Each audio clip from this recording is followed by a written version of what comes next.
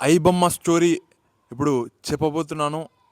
ఐబొమ్మ అంటే మూవీస్ చూసే వాళ్ళకి అందరికీ తెలుసు. ముఖ్యంగా స్టూడెంట్ లైఫ్లో ఉన్నప్పుడు కాలేజీలో కానీ హాస్టల్లోనే చూస్తుంటారు మూవీస్. ఈ ఐబొమ్మల వెబ్సైట్లో ఓపెన్ చేసి గూగుల్లోకి వెళ్ళి ఓపెన్ చేసి ఆడ చూస్తుండ్రి మూవీలు. తెలుగువి ఎక్కువగా ఉంటాయి దాంట్లో. ఇంకా కొన్ని ఇంగ్లీష్ పిక్చర్లు, కొన్ని ఆ, ఉంటాయి, హిందీ పిక్చర్లు కూడా ఉంటాయి. ఇంకా స్టోరీలోకి వస్తే ఐబొమ్మ ఇది కథ. స్టోరీలు వాళ్ళు వచ్చేసి ఆ, ఆన్లైన్లో పెడతారు, అవి చూస్తారు జనాలు. ముఖ్యంగా స్టూడెంట్స్ అయితే ఎక్కువగా చూస్తుంటారు. నేను ఒక స్టూడెంట్నే కాబట్టి ఒకప్పుడు. ఇంకా ఆ, ఇది చాలా ఇబ్బందికరంగా మారింది. సినిమా వాళ్ళకు ఎంతో రెవెన్యూ లాస్ వస్తుంది. 22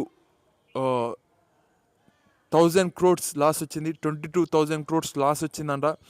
సివి ఆనంద్ గారు కూడా చెప్పారు. సివి ఆనంద్ గారు వచ్చేసి పోలీస్, హైదరాబాద్కి సంబంధించిన పోలీస్.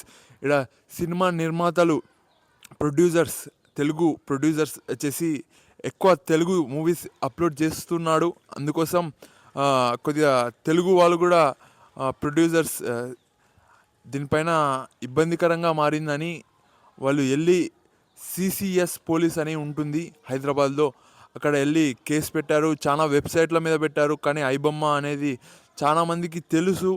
ఇంకా కొందరిని పట్టుకున్నారు పోలీసు వాళ్ళు, హైదరాబాద్ వాళ్ళు. ఇంకా పట్టుకున్న తర్వాత ఆడ వాళ్ళు ఐబొమ్మ వచ్చేసి బెదిరించడం జరిగింది. మీరు ఏమీ చేయలేరు అన్నట్టుగా ఒక బెదిరింపు పోలీసులకు. ఇంకా తర్వాత ఇక్కడ పోలీసులు సీరియస్గా తీసుకున్నారు, ఎట్లయినా పట్టాల్సిందే అని. మొత్తం ఎంక్వైరీ చేశారు, అది ఇన్వెస్టిగేషన్లోనే ఉన్నారు, ఎక్కడెక్కడ ఏమేమి జరుగుతుందని. కానీ వాళ్ళకు ఈజీగా వాళ్ళ వైఫ్ వచ్చేసి చెప్పింది, ఇట్లా మా భర్తనే ఇట్లా మూవీస్ రిలీజ్ చేస్తున్నాడు ఐబొమ్మలో అని. ఇంకా వాళ్ళు ఎక్కడ ఉన్నాడు అని కొద్దిగా ఇన్వెస్టిగేషన్ చేస్తూ ఒక ఆలోచన ఉంది వాళ్ళకి. ఇంకా ఎక్కడెక్కడ వెళ్తున్నాడు, ఏమేం చేస్తున్నాడు అనేది అతనికి ఆమె చెప్పింది. ఇంకా అతన్ని పట్టేసుకున్నారు ఇట్లా. ఇంకా తర్వాత ఇదంతా జరిగింది. మామూలుగా ఇది దొరకదు అనుకున్నాం ఐబొమ్మ, కానీ ఎట్టకేలకు చిక్కింది. చిన్నప్పుడు అదే మాట్లాడేతోళ్ళం, ఇది తప్పు కదా అది ఇది అని. ఇంకా అతని పేరు వచ్చేసి రవి. కొద్దిగా అతను కూడా ఒక ఫెయిల్యూర్ అని చెప్పుకోవచ్చు లైఫ్లో. అతని బాధ తట్టుకోలేక ఈ పని చేస్తున్నట్టుగా మనకు సమాచారం. అతనికి హెడ్ ఎవరైనా ఉన్నారా, అతనే నా హెడ్ మెయిన్ అని కూడా ఇన్వెస్టిగేషన్ చేస్తున్నారు. చాలామంది వర్క్ చేశారు ఈ వెబ్సైట్ కింద. ఇక్కడ మనం స్టోరీలో ఏం తెలుసుకోవచ్చు, ఇక్కడ చిరంజీవి గారు కూడా, నాగార్జున, ఇంకా డైరెక్టర్ రాజమౌళి కూడా మనకు చెప్పడం జరిగింది ఇలా తప్పు అది ఇది అని. సజ్జనార్ కూడా పోలీస్ డిపార్ట్మెంట్కి హైదరాబాద్కి హెడ్, అతను కూడా ఇదే మాట్లాడాడు. కొద్దిగా బాధ అనిపిస్తుంది, ఇది చేయకండి అని.